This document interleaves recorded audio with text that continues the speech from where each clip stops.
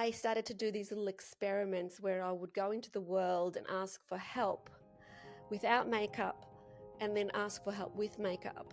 And it was 100% that I would more than likely get the help I needed if I looked good, as opposed to if I didn't.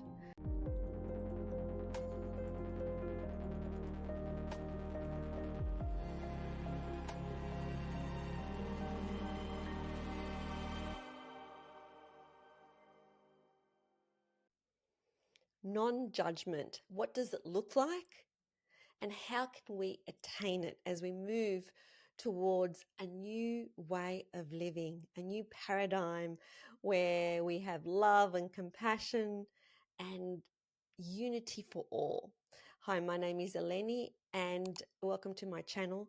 I speak on everything relating to the ego and the soul, and this passion came about a few years ago when I had a spiritual awakening and I saw my ego in all its glory. And ever since, I look at everything from this is the perspective of the ego and this is the perspective of the soul.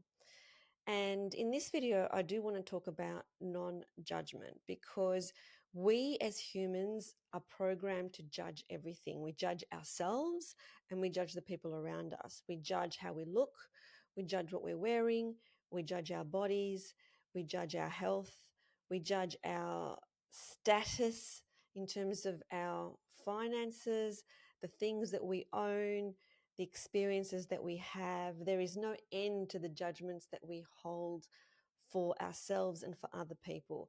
And if we really are going to move towards this place of unity consciousness, we need to start to become aware of our own judgments. And there was this beautiful story that I want to share with you that played out in my life last week, whereby a very good friend of mine, her son is on the spectrum. And I happen to be having, and he's an adult, he's a beautiful, beautiful young 32-year-old man. And another friend of mine also has a daughter who's an adult on the spectrum. And it came to my awareness that both of these beautiful young adults who are both on the spectrum do have a desire to have a relationship. And I thought, oh my God, this is perfect. I can introduce them to each other. And what I loved about this situation, because being on the spectrum, they are very much coming from a place of innocence and purity. And they weren't in the slightest bit interested in how the other person looked. And it was just beautiful to see that they didn't even see that. They didn't even see how did the other person look. They didn't even ask that question. But the moment they came together and had their first date, it was just this connection from soul to soul. There was no meat suit in the way of, I don't like the look of that type of girl or that type of boy. It was just this beautiful union of two gorgeous souls. And the way that ego looks at appearances is that it wants to put everything in a hierarchy. Whether that person is dressing appropriately, whether they're slim enough, whether they're pretty enough, whether they look young enough. And this just leads to suffering, because many large corporations are becoming very wealthy on the back of the insecurities and the fears that people hold about themselves and other people. And it absolutely devastates me when I see, and I've seen it, I've seen parents who change the appearance of their children. I was in a hairdressing salon a little while back, and there was an Asian lady who was perming her son's hair to be curly because she didn't want it straight. It was like, what are we teaching our young people about what we must look like? And that's why when you go onto social media, or just walk down the street. You don't even have to go down social media. Everyone looks the same. Like all our young people have pumped up their lips and done their eyebrows the same way, and they're wearing the same clothes. It's like everyone is just a clone of, you know, a celebrity, and everybody wants to look a certain way. And that's what we think is attractive. When we do that, we don't get close to the essence of who that person is, because it's like one meat suit is meeting another meat suit. So, you know, when a couple meets for the first time and they're going on a date, they're really sizing each other up in terms of those first appearances. And not only on dates, think about when you start work on your first day. Appearances are so important. When you meet someone for the first time, appearances are so important. So we need to question, why are they so important? Like, what hierarchy do we have in our mind that's necessary, and why do we need to fit into that hierarchy, and why is that important? And instead, if we were to really show the truth of who we are to the person that we're meeting, then we're actually having a connection that's real as opposed to fake. And so when we're starting with a real situation as opposed to a fake situation. So the way that soul sees everything is that there is no hierarchy. Everyone is the same. Everyone is at the same level. There is no, this person is higher, this person is lower, according to their finances, according to their looks, according to their age, according to whatever. There is no hierarchy. Everybody is the same. And so my invitation to you is to start to notice your judgments on appearances for yourselves and for others. I know for me, when I had my spiritual awakening, I made a drastic change in that I used to have nails, especially being a hypnotherapist and a speaker. I use my hands a lot. And so I always had, for over a decade, I think 15 years, I had, shellac nails. And I'm not saying that that's bad. I'm not saying that there's anything wrong with that. But I instantly, during my spiritual awakening, from the very first get-go, when I opened my eyes and I saw my hands, it felt like they were witches' hands. And I couldn't wait to get those nails off me.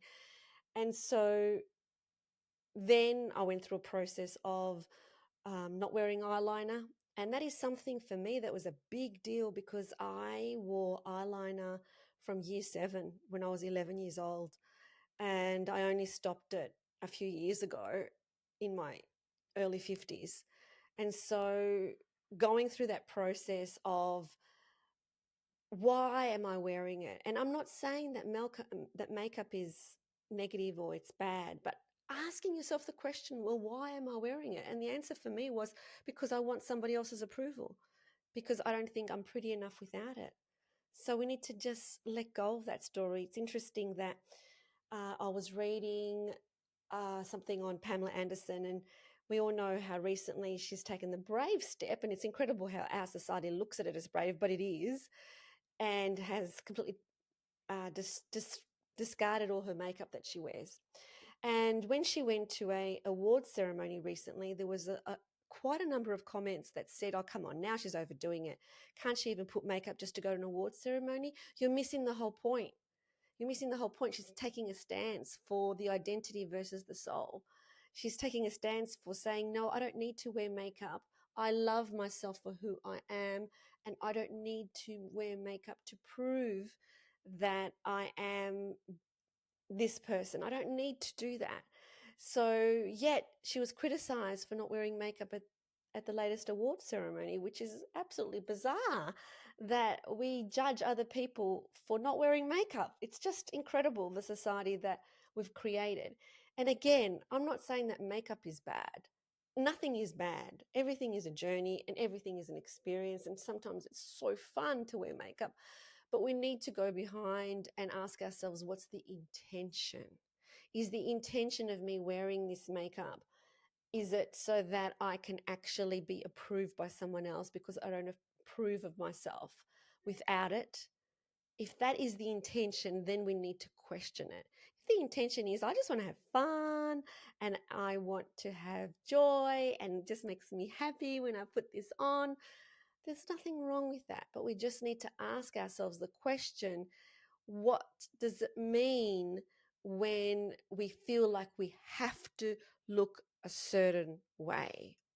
And in fact, I even did an experiment. It just came to me now that um, I was in New York on a trip and we had just landed. And so I looked pretty rough around the edges.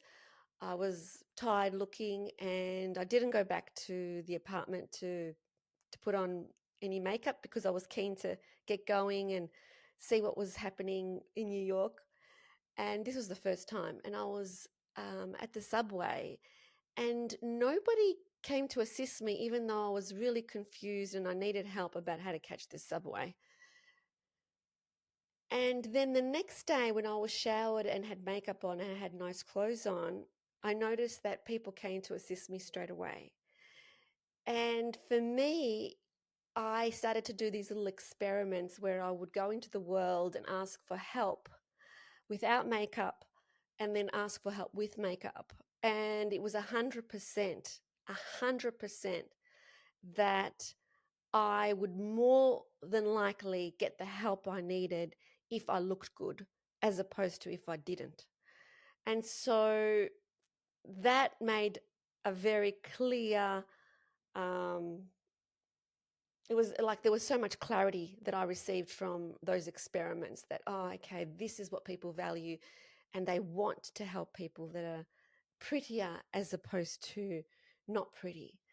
And again, those words are just subjective. And going back to the story that I started with, which is these two gorgeous people who did not even consider to look at what they look like. They just felt the essence of who they were. And now they're this beautiful couple that are loving up on each other and receiving and giving love to each other. And it's like, I asked myself the question, why can't we be like that? Why can't we be more pure and in our innocence as well, where let's feel the energy of the other person as opposed to what they look like. So start to notice your judgments on appearances for yourself and for others. Please subscribe to this channel. The more we give to each other, the more we help each other, the more we promote each other, then these are the types of videos that will get the algorithm going on YouTube so that we can talk about what really matters instead of what really doesn't.